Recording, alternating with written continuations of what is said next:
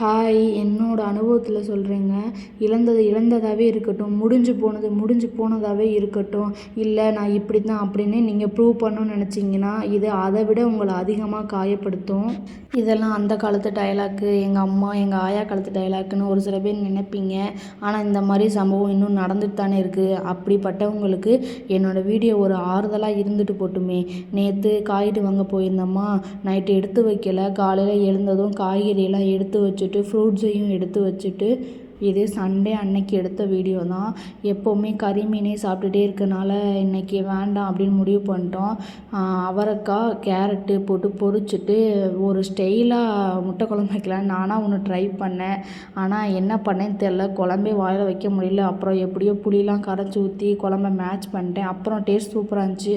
மிளகு கொஞ்சம் அதிகமாக போட்டேன், அதனால குழம்பு கொஞ்சம் உரப்பாக இருந்துச்சு. சமைக்கிறது தவிர வீட்டில் வேறு வேலை ஏதாவது அதிகமாக இருந்தால் சாப்பாடு நைட்டுக்கும் சேர்த்து வச்சு விட்ருவேன். அப்புறம் சமைச்ச சாப்பாடு எல்லாத்தையுமே லஞ்சுக்கு சாப்பிட்டுட்டு வீட்டில் கொஞ்சம் துணிலாம் மடிக்க வேண்டியது இருந்துச்சு, அதெல்லாம் மடிச்சுட்டு டேவை கம்ப்ளீட் பண்ணியாச்சு.